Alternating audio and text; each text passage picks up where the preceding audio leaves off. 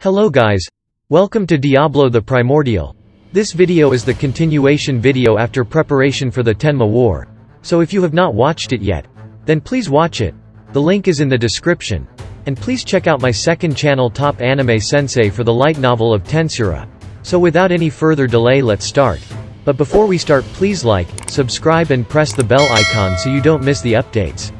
Channeling this energy was exceptionally difficult even for Seal Sensei. This ability, it wasn't the kind which would let you hold back, it was all or nothing. At first, activation of magic with this energy was tested out. Basic magic, which only created a simple flame, caused a massive explosion. As the test was conducted in an experiment room in the labyrinth, it didn't cause any nasty accidents, but this led to my understanding that I couldn't take experimenting with it lightly. Seal is happily analyzing it currently.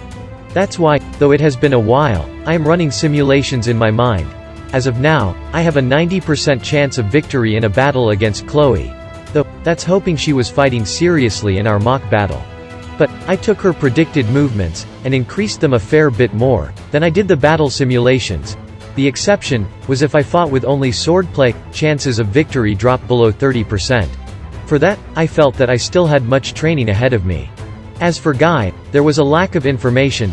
If even once, I could have a look at him battling seriously, some predictions could be done, but such chances don't just fall out of the sky. Incidentally, if Chloe went against Diablo, Zijin and Benimaru in a 1 vs 3, there was a 90% chance of victory for my side. In the end, it's only the result of a simulation. If they went against her head-on, it's a 100% defeat. There's no such thing as fair and square, or dirty in a fight. Only by utilizing everything they had, they could improve their odds to 90%. Looking at it the other way, just how strong is Chloe? There was a chance that she may be even stronger than Guy. Well, that's only assuming Guy isn't able to move within the suspended world. This was what I've been doing during our preparations for the upcoming battle. De Gruel was looking over his country. Until yesterday, Demon Lord Rimmeru's subordinates were setting up the magic formation of the transit gate. They sure work hard, he thought as he admired their diligent work. Just this morning, reporting that the construction is complete, the commander by the name of Gerudo and his engineer followers all left. De Gruel looked at the completed magic formation with far-sighted eyes. Transporting soldiers on a larger scale was now possible, as he thought in amazement. The base looked to be made from stone. If the stone lid was removed, what looked to be an empty space for further processing was set up as well. Although they only did what was needed to complete the gate, in de Gruel's eyes, this was already plenty an amazing piece of work. To let anybody be able to use this was. Just how far into the future has Demon Lord Rimmeru envisioned? What that meant, he was honestly amazed. This Demon Lord called Rimmeru thought of something he himself couldn't even have come up with.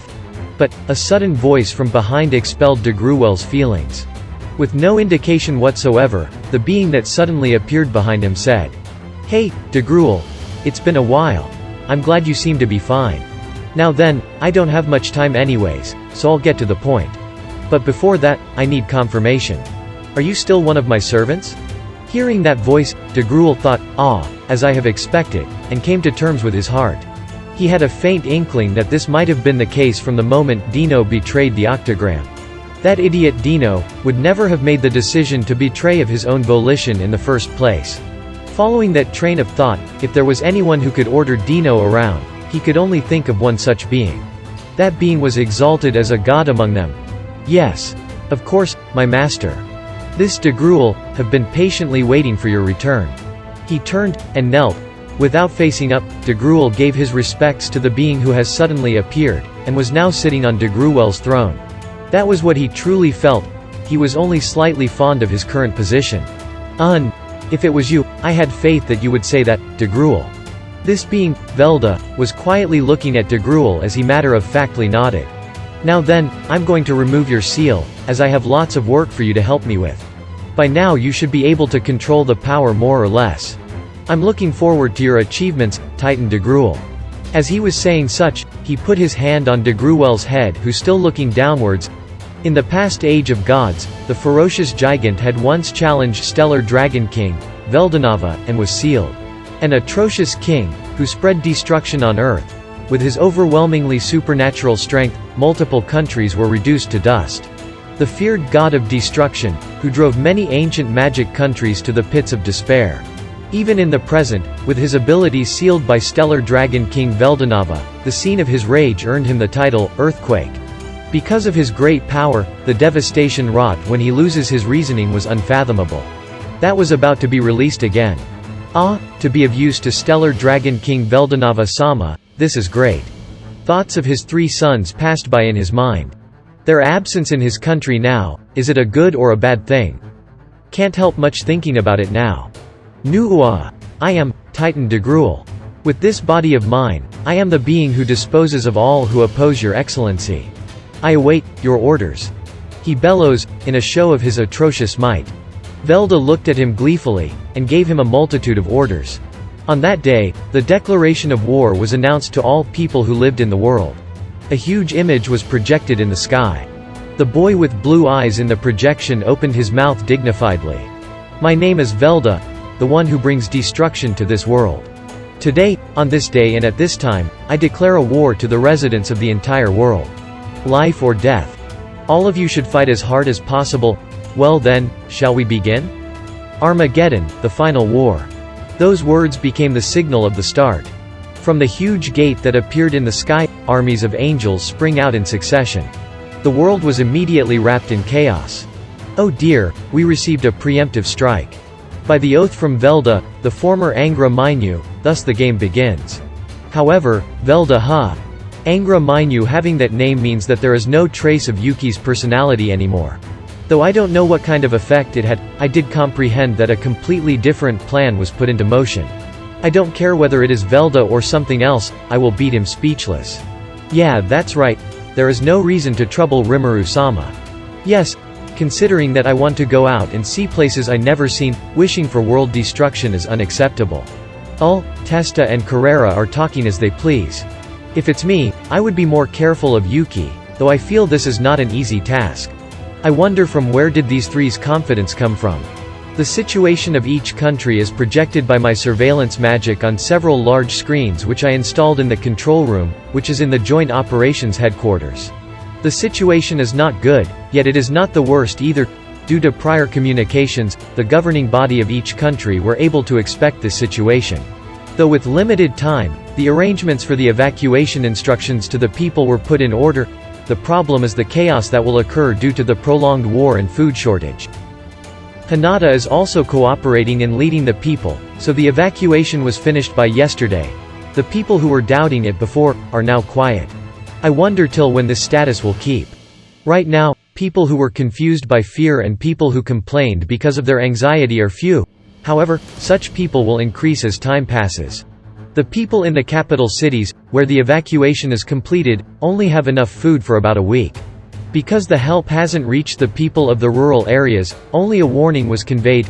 Later, under the command of the local government, in the current situation, each of them will cope with it by themselves. I think that a considerable amount of effort will be needed just to maintain the current state. Because the Great War has occurred every 500 years, only the shelters are prepared. In each country's capital, the shelter for the citizens is prepared inside a cavern in the nearby mountains or underground. Although some, more or less, preserved food is stored, it is unable to satisfy all of the citizens whom exceed tens of thousands. According to the record of the Great Wars up till now, the number of angels seemed to increase in a single week. As such, it is unclear what will happen this time. Although preparation was greater than in the past, I expect that riots will occur in the case that the Great War is prolonged. It only depends on the circumstances, but it was depressing to think that, in the worst case, I might need to use soldiers to suppress the riots. How will the angels move? That's the main problem. Different from what has happened in the past, now that the angels have a will of their own, what will be the main focus of their army's attacks? Will they focus on us, the opposing forces? Or, in order to bring us together, will they focus their attacks at the human nations? My surveillance magic is effective in verifying that. And so, I could observe all of the important locations by projecting images of them. The preparation was complete, I can instantly grasp the angels' movements. The Palace of White Ice, on the ice continent where Guy resides. The magic city that Leon rules, El Dorado. The Holy Empire Ruberios where Ruminez has concealed herself. The palace reaching heaven, the castle of the Giant's kingdom which de Gruel rules. Every capital city and major city of the Western countries. Every big city that exists as important locations as well as the East Empire's capital.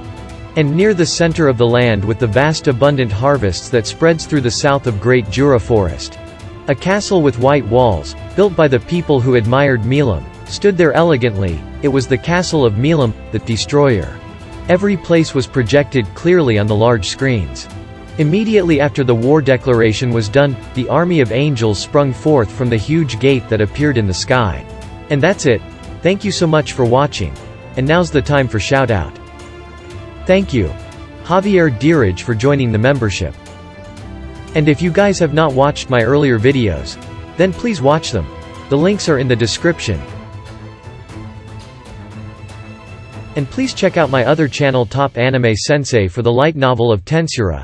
And don't forget to like, subscribe and press the bell icon so you don't miss the updates.